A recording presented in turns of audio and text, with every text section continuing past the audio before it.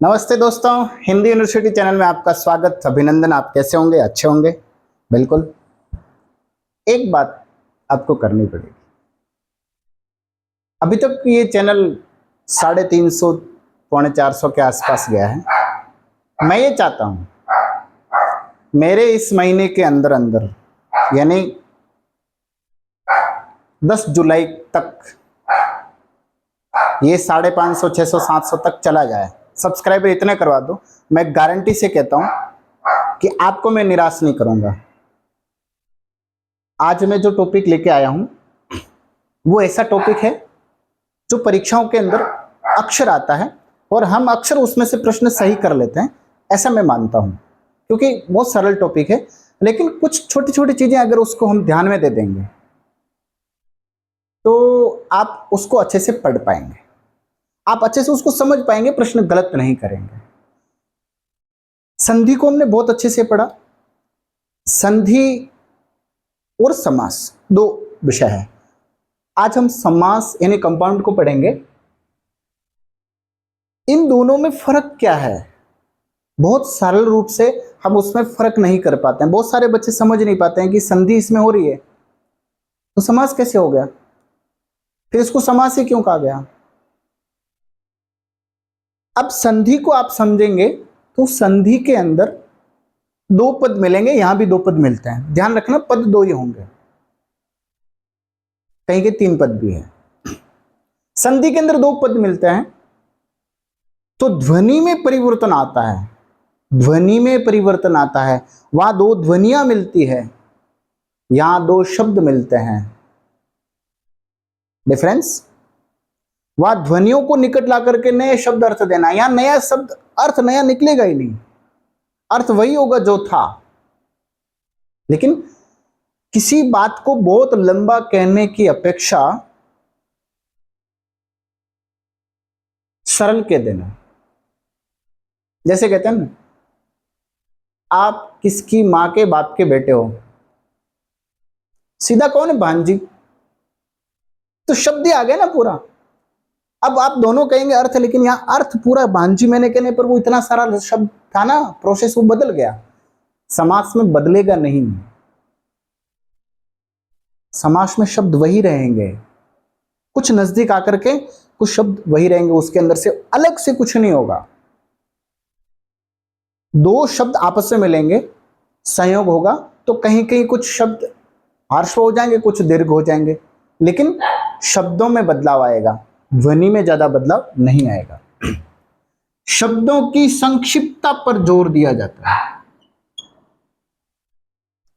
शब्दों की संक्षिप्तता पर जोर दिया जाता है। जैसे माता और पिता मैंने लिख दिया, माना कि लिख दिया। अगर मैं सीधा ही बोलूं माता पिता, और लगाने की क्या जरूरत है? अर्थ तो वही आ रहा है ना, अर्थ बदल नहीं रहा है ना।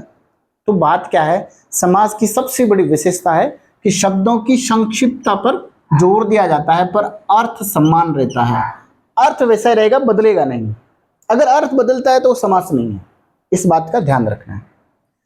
संक्षिप्तता की वह प्रक्रिया जिसमें शब्दों को सम यानी समान अर्थ के रूप में आस पास में बिठाया जाता है, वह समास है।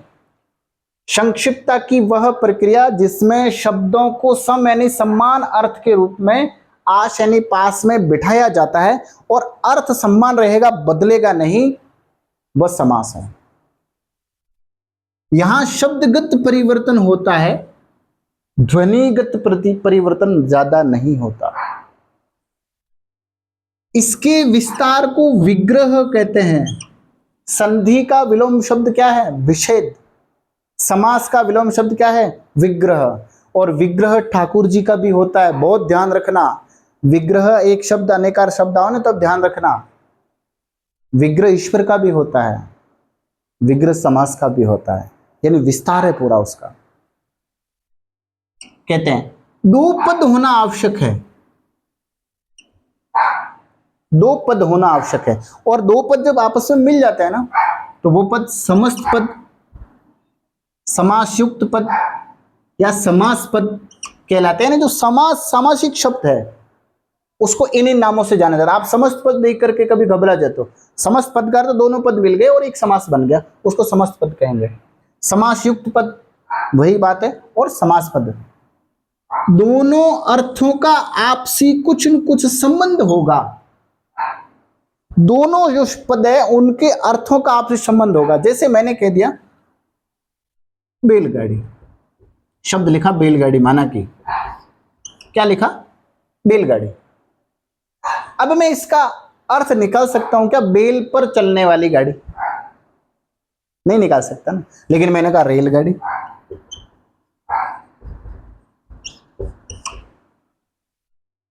रेल यानी पटरी पर चलने वाली गाड़ी, वो रेलगाड़ी, लेकिन बैलगाड़ी को नहीं कह सकता ना, बेल से चलने वाली गाड़ी। तो शब्द है ना दोनों, उस दोनों शब्दों का आपसी संबंध होना आवश्यक है जिससे अर्थ समान रहे। अब मैंने पद बता दिए, तो फिर पदों के आधार पर समास के 4 भेद होंगे, समझना। और प्रश्न कैसा आएगा मैं वापस बता रहा हूं। पहला पद प्रधान अव्ययीभाव, यानी पहला पद प्रधान होगा।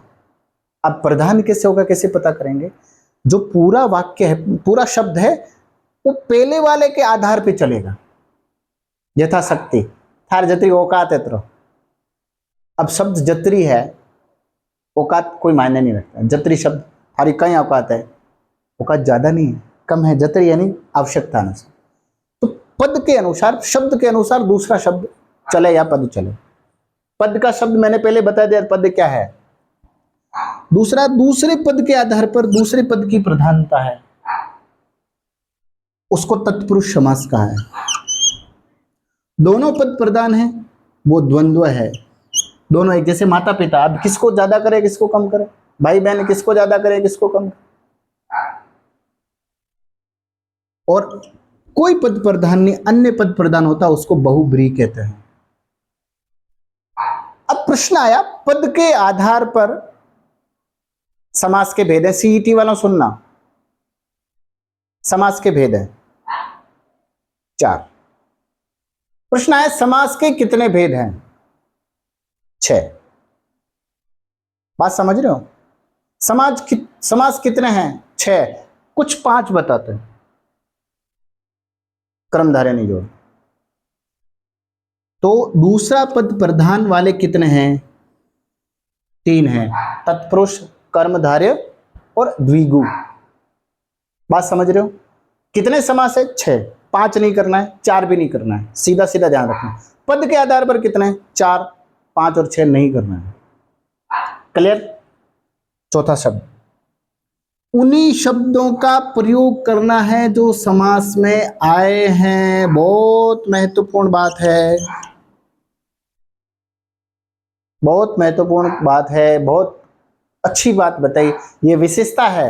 जैसे मैंने लिखा सद्बुद्धि शब्द, अब मैं ये भी लिख सकता हूं ना, अच्छी है जिसकी बुद्धि।